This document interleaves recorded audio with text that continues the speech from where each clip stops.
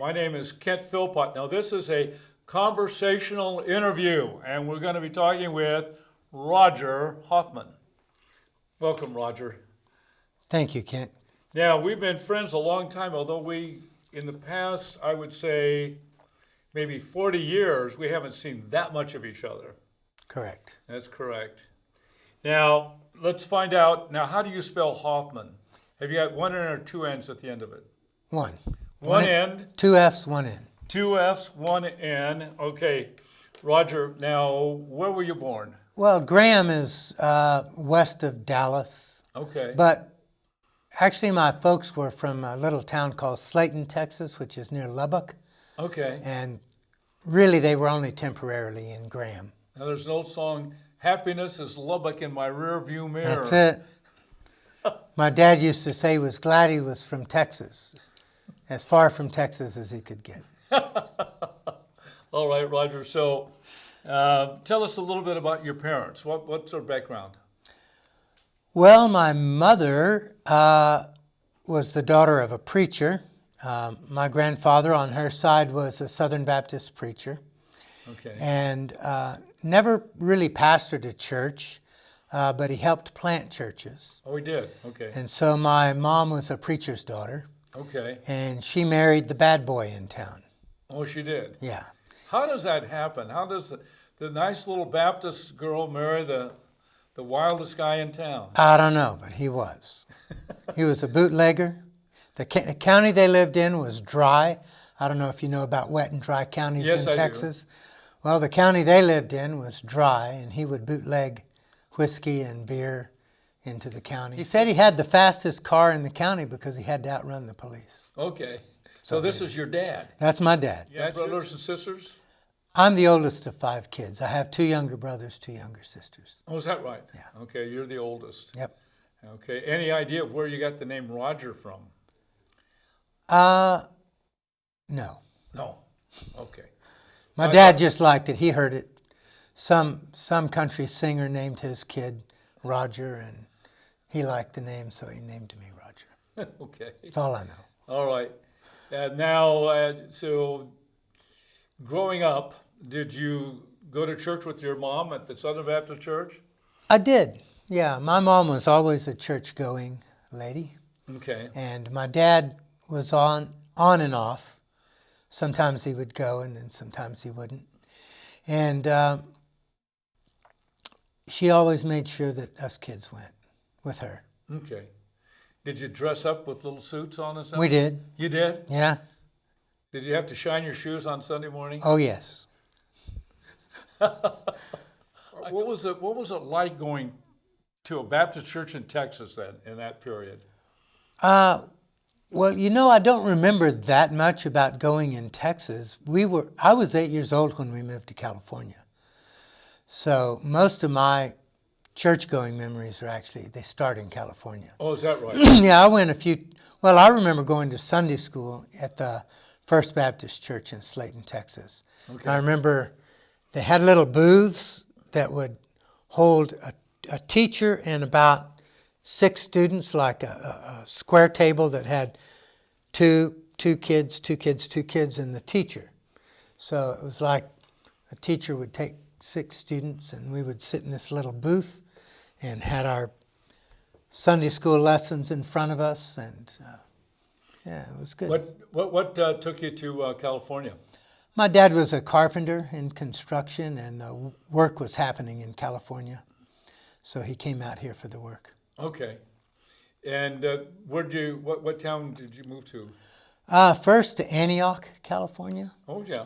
and then later to West Pittsburgh, which was unincorporated area in Contra Costa County. Right. I know the towns, both of them. Yep. Okay. And what high school did you go to?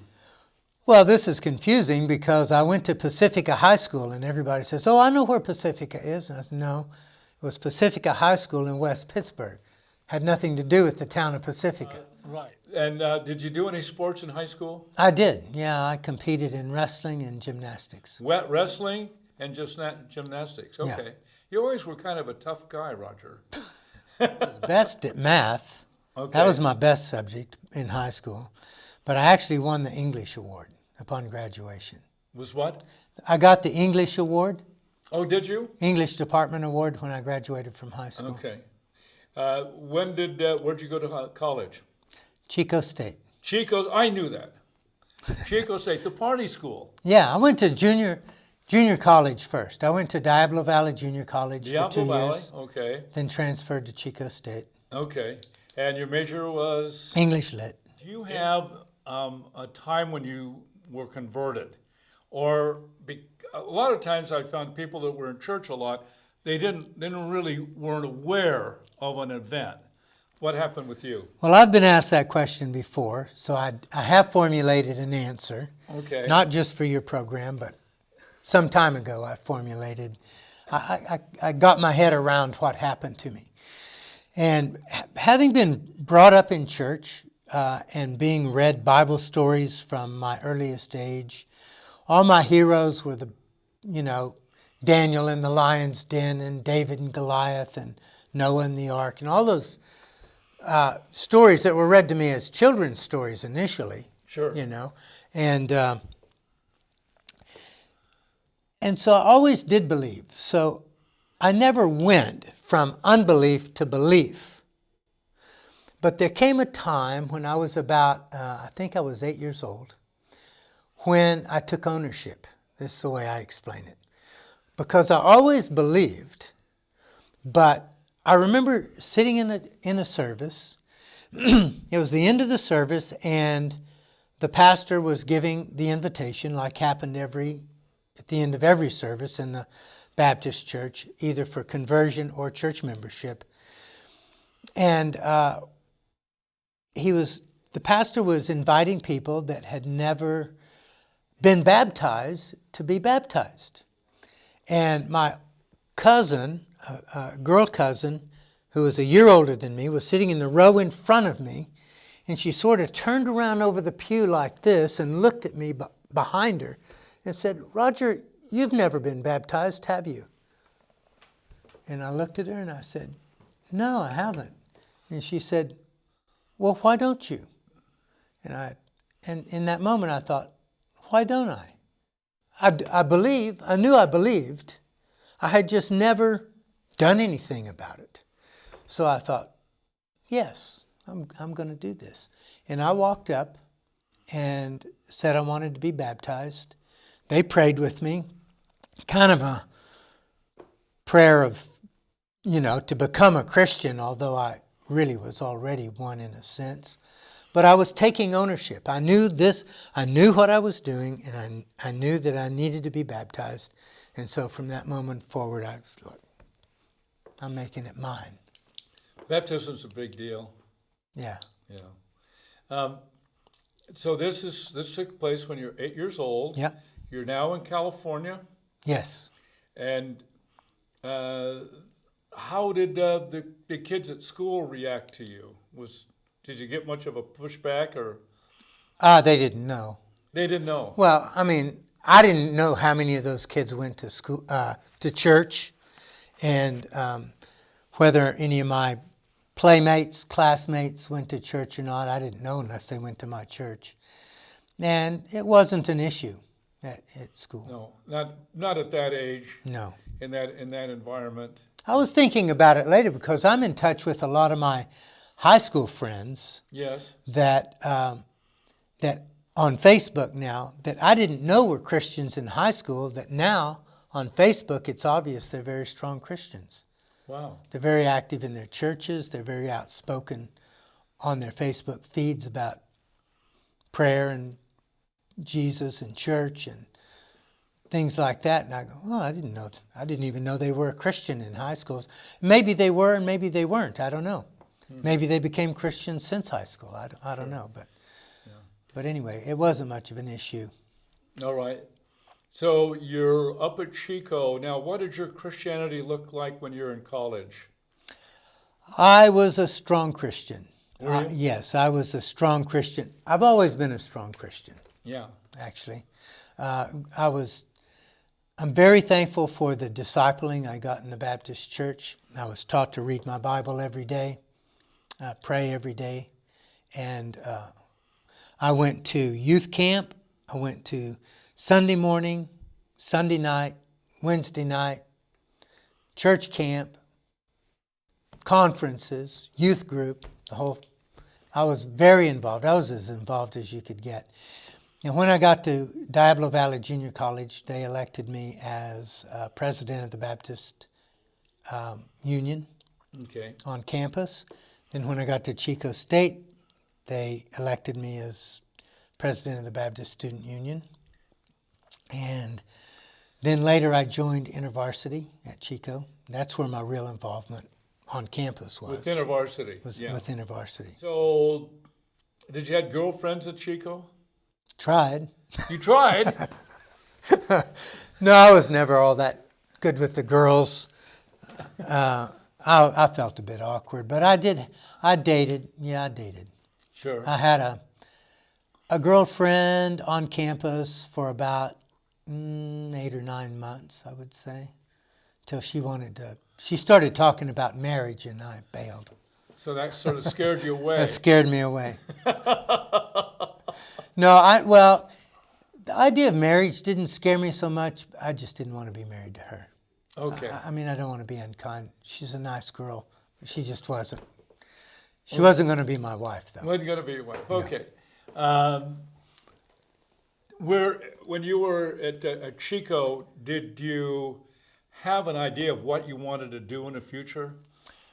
Well, that's an interesting question because that's a yes and no. When I was 16, I went to a Southern Baptist Missions Conference at their big conference ground in Glorieta, New Mexico. And it was a student conference, and there were about 2,000 plus students there from all over the southern and western United States. And I was attending the conference. They had missionary speakers every night. And then towards the end of the week-long conference, one of the speakers, and I don't remember which one he was, I don't remember his name, but he said something along the lines of, it would really surprise me. He says, I kind of know the way the Lord works. And with 2,000 plus students here, it would really surprise me if God was not dealing with some of you about going into full-time Christian ministry, that you have a call on your life for full-time Christian work, whether it be missionary, pastor, youth leader, something. But God has a way in a group this size of calling some of you to full-time Christian work. He said, if you feel like God's calling you to full-time Christian work, I want you to come forward. Well, I didn't go forward. So then they prayed with those that did go forward. I would say probably 50 or 60 people out of the 2,000 went forward. And so they prayed with them, then dismissed everybody. Well, they dismissed everybody and they started to file out, and pretty soon the hall was empty, except there was about a half a dozen of us left still in our seats. And I was one of them, and I was sitting in my seat, and I could not for the life of me get up and walk out. And I knew God was dealing with me. It wasn't in specifics. I didn't know exactly what he was dealing with me about, but he was dealing with me. And I just couldn't get up and walk out. So I sat there, and after about 5 minutes, one of the counselors who had prayed with the others before they dismissed him approached me and said, "Can you tell me what's going on?" So I told him I felt like the Lord was calling me into full-time Christian work, but I didn't know what that was. I couldn't define that. And but I kept that in mind all these years. I really feel like my call in the ministry was at that moment. Mm-hmm. But I didn't know what to do with that. So as I went into college then, because I was only 16 then, I still had my senior year to go, and then college. And so I didn't know. So what I did was I just prepared to be a high school teacher. So I thought I would be a high school English teacher and coach sports because I love sports. And like I said, I'd competed in wrestling, competed in gymnastics. I even competed in gymnastics at Chico State, so I competed at the college level as well. So I loved the sport, loved both sports. And so I thought, well, I'll be a high school English teacher and coach sports. So I got my degree in English. Then I stuck around for another year to get my credential, which I didn't get. I was one class short of getting my credential. And I never did get it because during that year, while I was getting prepared for my teaching credential, the Lord took me back and said, well, actually, I don't want you to teach high school. I want you to go to seminary. And so Now, didn't he talk to you? Would you had the sense of that? I had the sense of that. Yeah, I always like to make. I'm using that terminology. I know. He spoke to my heart, Okay. put it that way. He spoke to my heart, reminded me of those things, renewed my sense of calling. Okay. So you went to seminary. Yeah, Golden Gate. And Where I what met year you. did you start there? 71. 71. I graduated from Chico with my degree in 70. Then that next year, towards my credential, the summer of 71, I got out of Chico, left for seminary. And Golden Gate Baptist Theological Seminary, no more. No more. No more. It's always sad. It is a bit sad. Beautiful campus. Oh, I love it.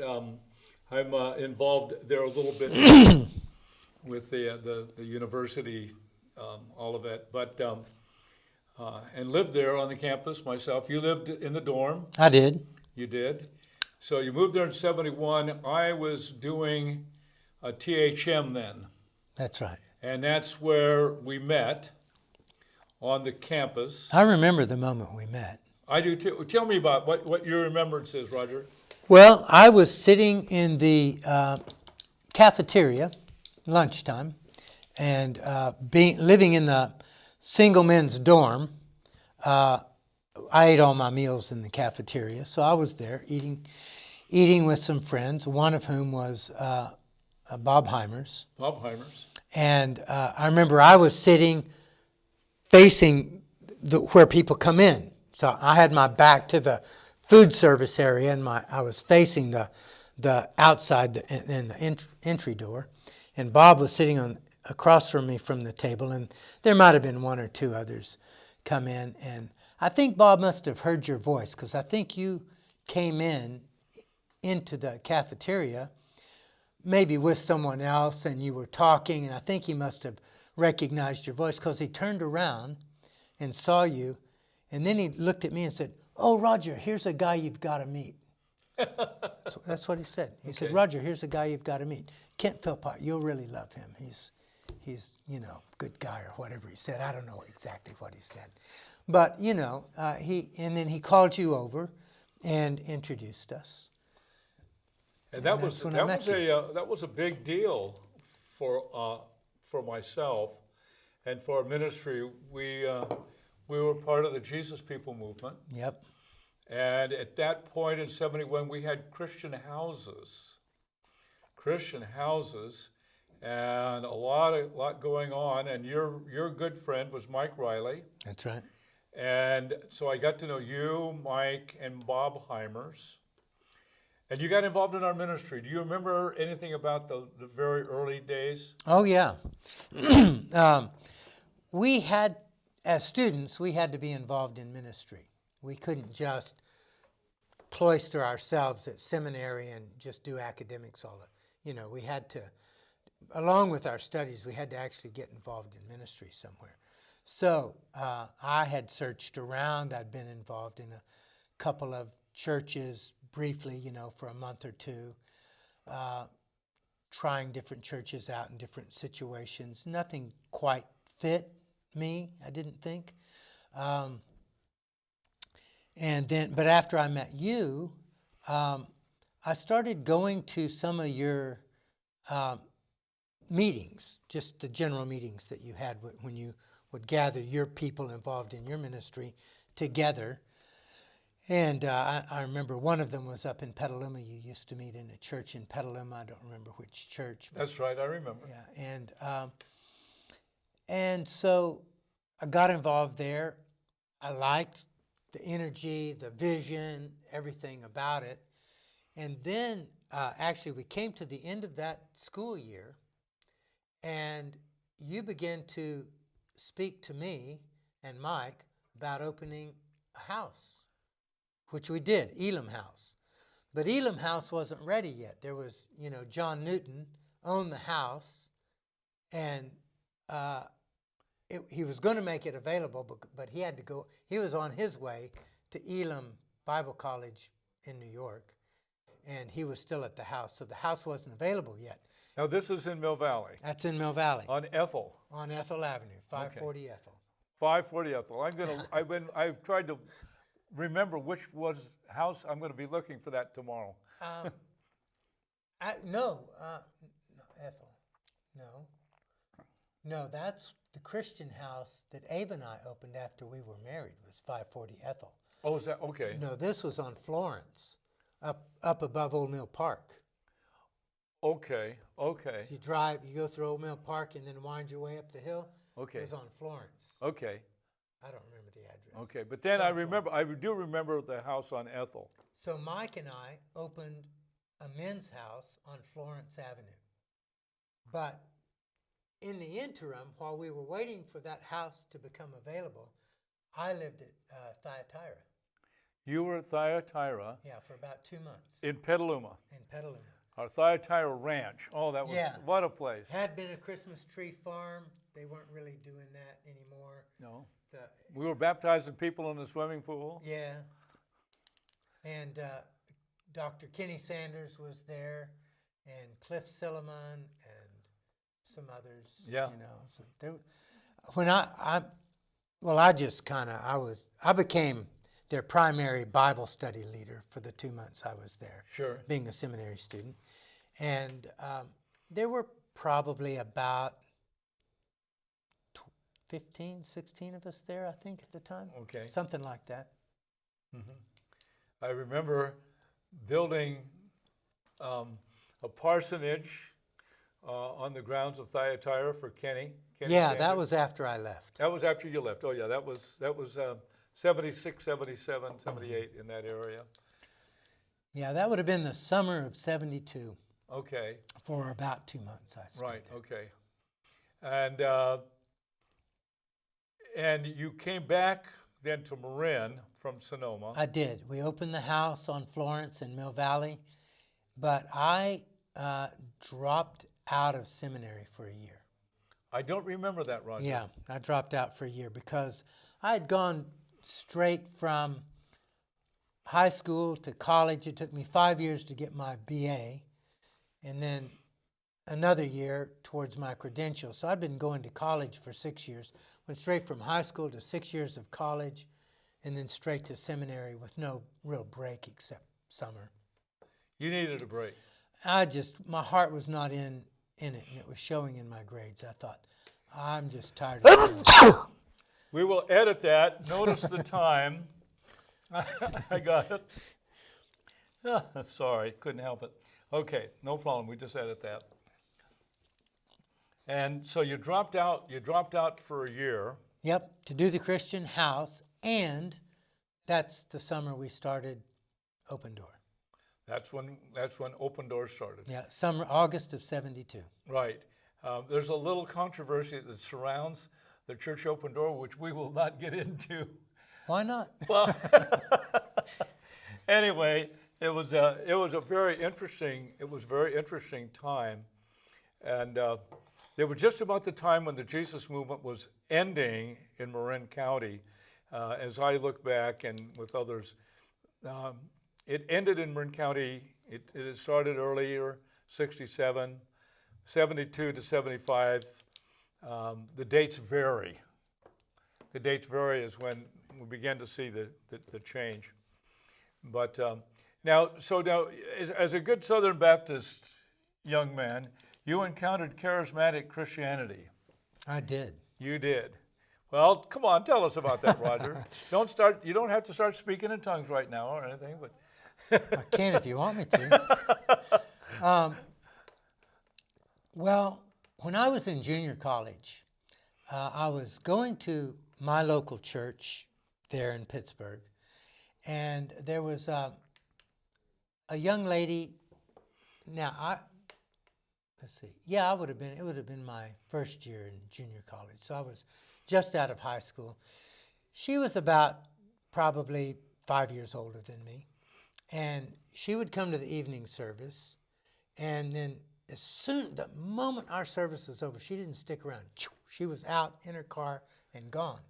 It was obvious she was headed somewhere, with real intent. So I cornered her after the service and said, where are you in such a hurry to get to? And she said, there's this Pentecostal church in Concord that's experiencing revival, and their service goes about 2.5 hours long. Ours, as a Southern Baptist church, was no more than an hour, for sure, especially on Sunday night. So she could get in. She said, I can come to our church for our service, and then I get there and still get in on the singing. They're still singing when I get there, and then I get to hear the sermon and everything. I said, well, can I go with you sometime? She said, sure. And so on the way there, she said, now, this is a Pentecostal church, don't you? I said, yeah, I know. She said, well, it's going to be different, I said, I know. And she said, and so she started kind of briefing me about what I might see there and encounter there. And sure enough, there was some prophecy and there were testimonies and singing. Exuberant witness. And yeah. Celebration. Oh, yeah. People jumping up and down and all kinds of good stuff. And so this started me on a journey of really looking into these things. Well, interestingly enough, my grandmother, my mother's mother, the one who, by this time my grandfather had passed away, but my grandmother, she'd been a lifelong Southern Baptist, but she wasn't very denominational about it. I mean, she was a very committed Christian, but kind of didn't matter to her whether she was Baptist or not Baptist. And so I was looking at these passages about the gifts of the Spirit and all of that sort of thing, and prophecy, in 1 Corinthians 12. And I was looking at and I said, well, grandmother, what about these? And she said, what about this stuff, And she said, well, it's in the Bible, isn't it? Roger, we're going to have to stop there. Okay. Have to stop. We're going to pick up there in a minute for the next program. So this is the end of our first interview with Roger Hoffman. So we'll be looking for the second part of our interview with Roger Hoffman on why we are Christians. So long.